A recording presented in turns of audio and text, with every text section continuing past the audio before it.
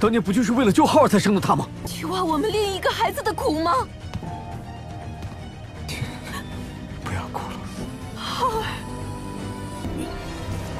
想必半在你们这骨送给弟弟。莫要伤心，父亲，母亲。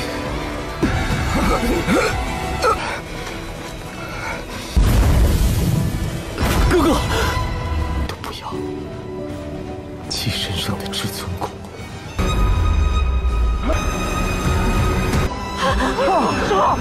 哥。 Halo guys, welcome back to KD Universe. Mungkin di sini bakal agak sedikit berisik karena tetangga sedang melakukan renovasi rumah guys. Jadi semisal kalau kalian mendengar suara coran atau suara maku atau apalah itu pokoknya berisik, ya mohon dimengerti ya guys. Soalnya ya gitulah namanya renovasi ya kan. Oke guys, kalau berdasarkan spoiler kemarin di part 109, Xiahou itu bakal menyerahkan tulang tertingginya dan berakhir meninggal beneran. Nah, jadi ini membuat Mimin semakin bingung nih. Gimana cara Xiahou bisa bangkit dari kubur kalau sudah seperti itu? Maka dari itu kita review sedikit dulu buat part sebelumnya, di mana kita semua sudah melihat Xiahou yang masih diberikan nafas terakhir untuk mengucapkan kata-kata perpisahan kepada orang-orang yang dia sayangi. Dr. Chang mengatakan satu-satunya cara menyelamatkan Xiahou salah satunya adalah menggantikan tulang tertingginya guys. Kebetulan tulang abadi milik adiknya Qin Hao lah yang paling cocok. Xiahou tidak mau mengambil resiko seperti itu. Dia sempat hampir dibantai oleh tetua Gunung Pulau, tapi untungnya sempat menahan dan dibantu oleh sang bapak.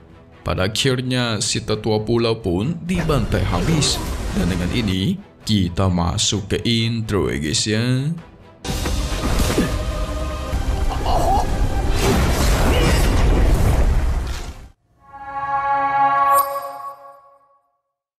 Setelah bertarung habis-habisan melawan si tetua Gunung Pulau, orang-orang Gunung Pulau pun langsung memfitnah mereka yang membantai habis sang paman tetuanya. Berani sekali orang luar membantai habis tetua Gunung Pulau mereka ya kan? Benar-benar sialan mereka ini. Yang memulai pembantaian siapa, yang disaing siapa guys? Ini pasti mereka sengaja. Sehingga pertarungan pun terjadi.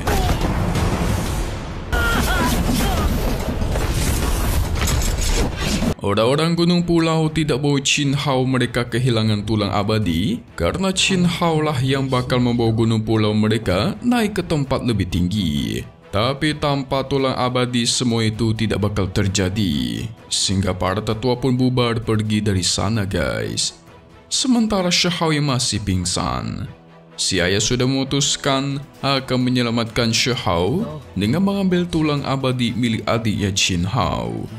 Memang sebenarnya sedari awal, saat Xiahou masih kecil, si Qin Hao kan bakal digunakan untuk menyelamatkan kakaknya. Tapi semakin kesini, mereka malah semakin tidak tega guys.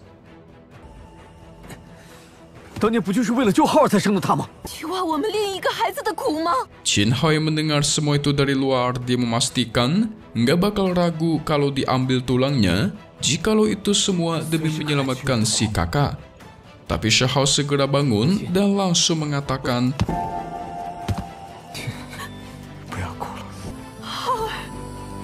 kalau sampai saudaranya ini disakiti, mending Xiahou mati sekarang saja. Jadi dia tidak mau tulang abadi milik adiknya diambil guys. Sungguh kakak yang baik. Xiahou sudah pernah merasakan sakit luar biasa saat tulang tertingginya diambil. Maka dari itulah dia tidak ingin sang adik juga mengalami sakit yang sama. Xiahou sudah tidak merasa sedikit pun penyesalan. Baginya bisa berkumpul seperti ini di akhir-akhir hayatnya juga sudah merupakan kesempatan yang bagus. Namun tidak lama dari itu muncullah si kakek patriark membawa segerombolan teman Xiahou. Mereka datang untuk menjenguk dirinya terakhir kali. Xiahou berpikir ingin kembali ke desa batu, kembali ke tempat awal dia dibesarkan. dan Shahao pun dibawa pergi ke sana. Dr. Chang membantu mengumpulkan vitalitas Shahao agar dia bisa bertahan lebih lama. Menggunakan beberapa bahan obat langka, ditambah pemberian Periyuan, bahkan bulu Mao Chiu pun digunakan guys. Tapi Dr. Chang ingin tahu, apa masih ada obat lain yang bisa membantu mengumpulkan vitalitasnya? Sang kakek patriark sudah menyiapkan mata air awet muda pemberian Shahao waktu itu. Dan ada banyak lagi bahan obat langka di desa batu yang mungkin bisa sang dokter gunakan untuk menyembuhkan Shahao. Qin Hao tidak pernah menyangka guys, abangnya Shahao sudah sedari muda mencoba melindungi keluarga desa batu ini.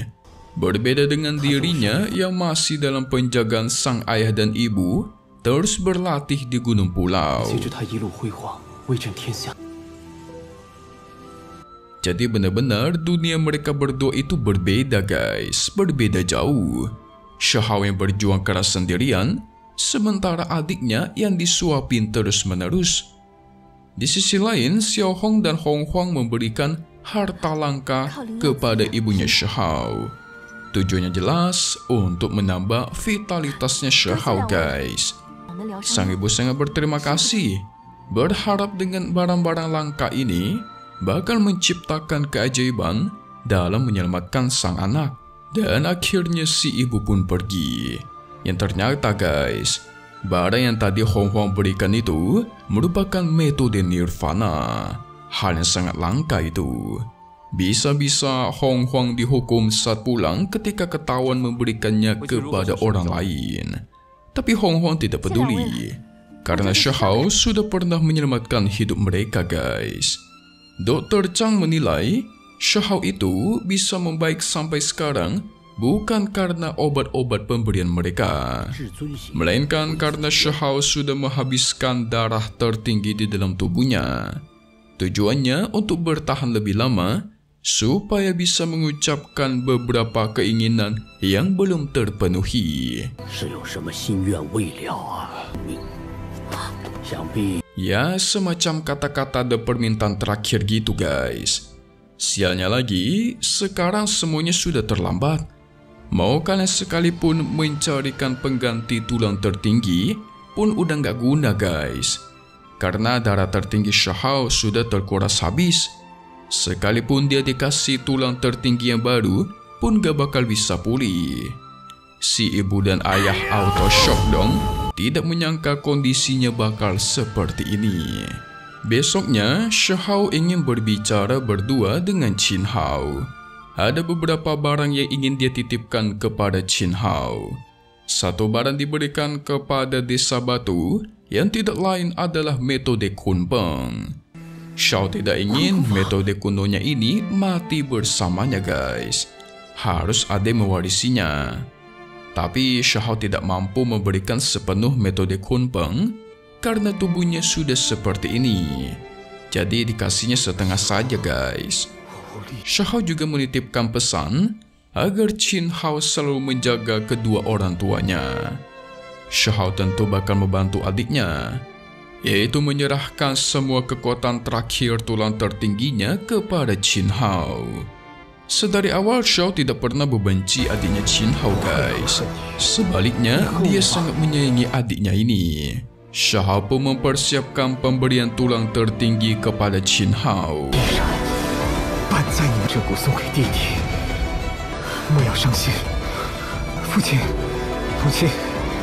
Semua orang sudah berkumpul untuk menyaksikan kejadian ini. Singkat tuer, Shao pun mempersiapkan formasi pemberian. Tulang tertinggi akhirnya keluar dari tubuh Shao dan dia lempar ke arahnya Qin Hao.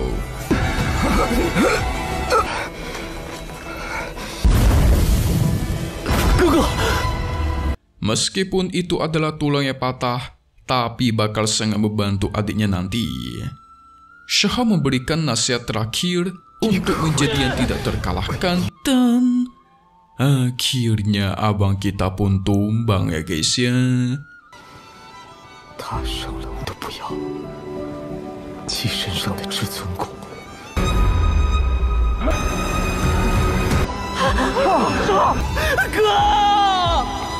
Dunia di mata Shahao berubah menjadi padang rumput yang sudah ada Dewi Lo di hadapannya.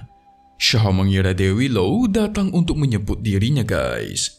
Dia pun menjadi mengingat masa lalu, orang-orang yang dia sayangi, semua keluarga yang pernah berjuang bersamanya.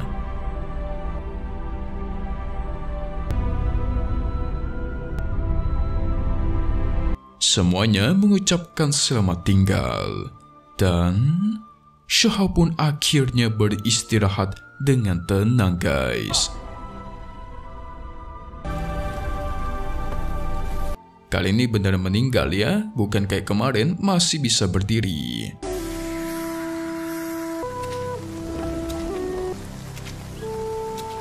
Waktu terus berlalu, jalan dunia bawah ke alam atas itu bakalan hancur.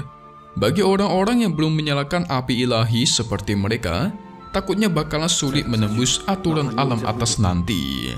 Jadi kalau mau pergi ke alam atas, itu adalah waktunya sekarang guys.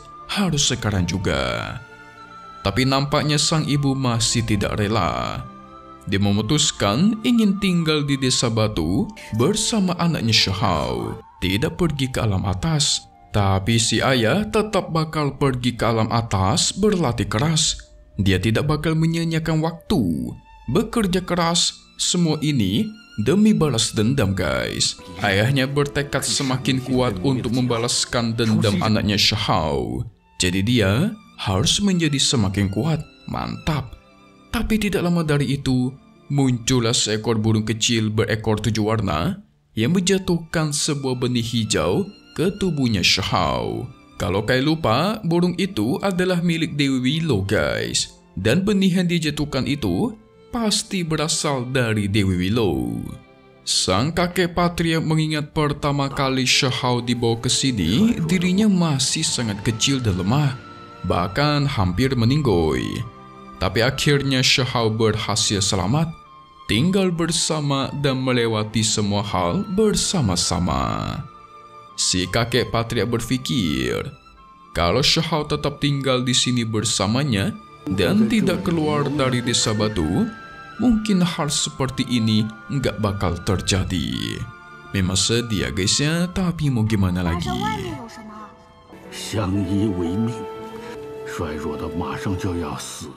Musim dingin berganti musim semi.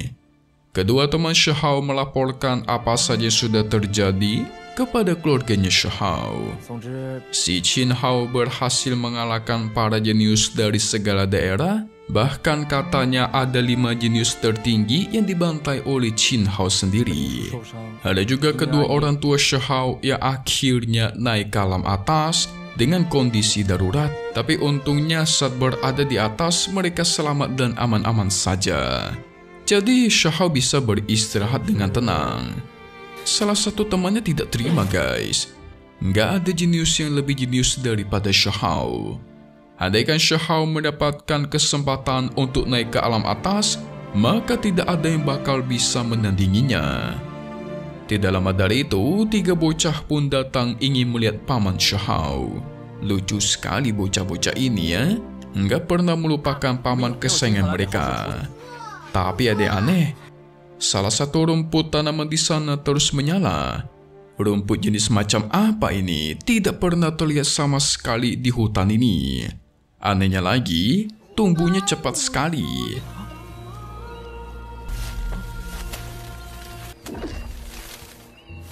Sehingga Mao Qiu dan Xiao Hong pun didatangkan untuk mengidentifikasi rumput ini.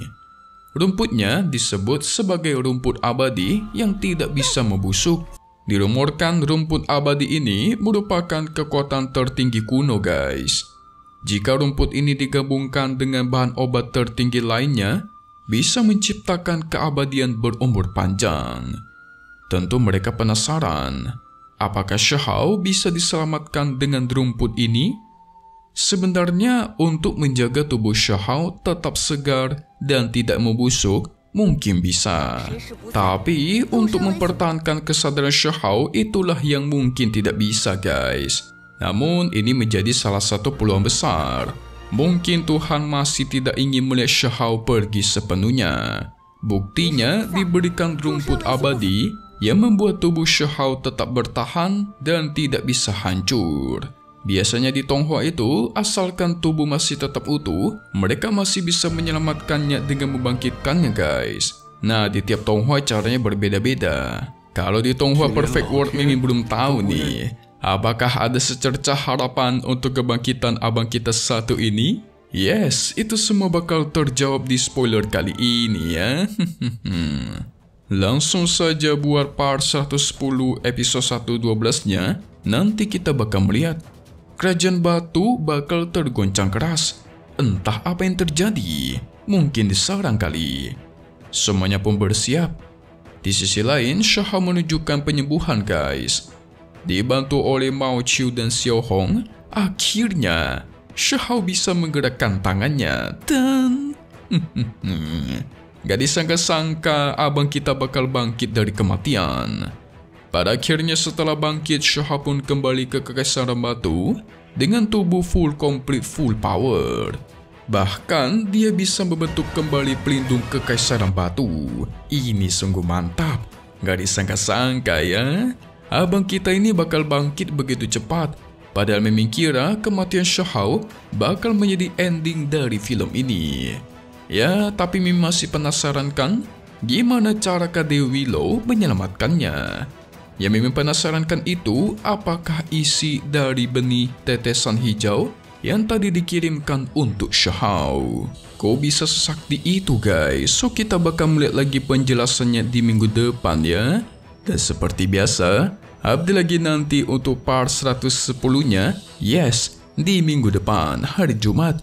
Satu hal yang pasti, yaitu hanya di sini, KD Universe. Thank you buat kalian semua udah nonton dan selalu support channel Mimin. Semoga kalian semua sehat selalu. Mimin mau pamit undur diri dulu. Kita bakal ketemu lagi di video-video selanjutnya. Oke kalau gitu, see you guys.